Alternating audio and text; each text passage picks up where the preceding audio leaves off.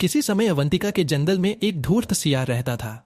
वह इतना आलसी था कि अपना पेट भरने के लिए चूहे और खरगोश का भी शिकार नहीं करना चाहता था। शिकार करने में तो परिश्रम करना पड़ता है, लेकिन वह सियार मेहनत करने से हमेशा दूर भागता था। उसकी बुद्धि बहुत तेज थी। वह हमेशा इसी ताक में रहता था कि बिना परिश्रम किए ही उसे भोजन मिल जाए, जिसे खाकर वह आराम से सो सके। एक दिन सियार झाड़ियों में छिपकर बैठा था। उसने देखा कि कुछ चूहे उछल कूद करते हुए इधर उधर भाग रहे थे। एक मोटा ताजा चूहा भी उनके साथ दौड़ रहा था, जिसे सभी चूहे सरदार कह रहे थे।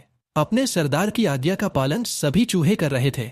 उन चूहों को भागते देख सियार के मुंह से लार टपकने लगी और भूख तेज हो गई। उसके शैतानी दिमाग में तरह तरह के विचार आने लगे। जब चूहे अपने बिल में जाने लगे तो सियार ने उनका पीछा करके बिल देख लिया। दूसरे दिन सियार चूहों के बिल के पास आंखें बंद करके और दोनों हाथ जोड़कर एक टांग पर खड़ा हो गया। सियार का मुंह उगते सूरज की ओर था।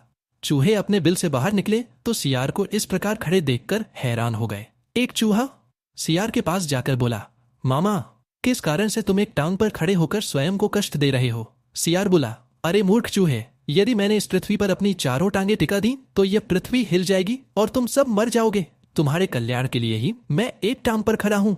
सियार की बात सुनकर चूहे आपस में खुसुर फुसुर करने लगे और बाद में वहीं पर आकर खड़े हो गए। चूहों का सरदार बोला, हे सियार, तुम सचमुच महान हो जो हमारे कल्याण के लिए स्वयं इतना कष्ट उठा रहे हो। कृपया हमें अपने बारे में सब कुछ बता दो। चूहों के सरदार की बात सुनकर सियार कहने लगा, बहुत पहले मैंने हिमालय पर्वत पर एक टांग पर खड़े होकर तपस्या की थी।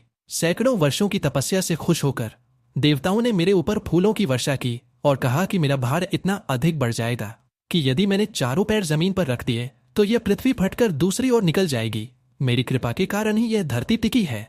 मैं जीवों को कष्ट नहीं पहुंचाना चाहता, इसलिए एक टांग पर ही खड़ा हूं। सियार की बात सुनकर सभी चूहे बहुत प्रभावित हुए और हाथ जोड़कर खड़े हो गए। तभी एक चूहे ने कहा, हे तपस्वी मामा, तुम सूरज की ओर मुंह करके क्यों खड़े हो? सियार बोला, मैं सूर्य की पूजा कर रहा हूं, इसलिए मेरा मुंह सूरज की ओर है। मेरा मुंह इसलिए खुला है कि मैं हवा खाकर ही जीवित रहता हूं।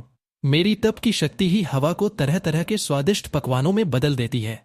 मुझे भोजन की आवश्यकता नहीं पड़ती। सियार की बातें सुनकर चूहों का भय समाप्त हो गया और सारे चूहे सियार के नजदीक आने लगे। चूहों को अपने पास आता देख धूर्त सियार बहुत खुश हुआ। धीरे धीरे सारे चूहे सियार के भक्त बन गए। चूहे सियार के चारों ओर बैठकर ढोलक, मंजीरे और खड़ताल बजाते तथा भजन गाते। सियार आराम से भजन सुनता। भजन कीर्तन करते समय चूहे भक्ति रस में डूब जाते थे। कीर्तन समाप्त होने के बाद जब चूहे अपने बिलों में जाने लगते तो सियार पीछे वाले 2-3 चूहों को दबोच कर खा जाता और फिर आराम से सो जाता। रोज सुबह सियार का यही काम था कि वह चूहों के बिल के सामने सूरज की ओर मुंह करके एक टांग पर खड़ा हो जाता। सियार का यह नाटक बहुत दिन तक चलता रहा। एक दिन चूहों के सरदार ने सोचा कि चूहे कम क्यों हो रहे हैं।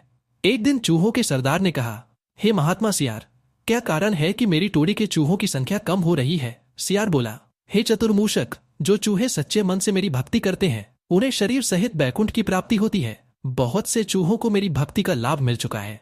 चूहों का सरदार बहुत बुद्धिमान था। वह सोचने लगा कि कहीं सियार का पेट तो बैकुंठ नहीं है जहां धीरे धीरे सारे चूहे जा रहे हैं। चूहों के सरदार ने अपने साथियों को इस बात से अवगत कराया और मन ही मन निश्चय कर लिया कि वह सच्चाई का पता लगाकर ही रहेगा। उसने निश्चय कर लिया कि वह आज बिल में सबसे बाद में घुसेगा।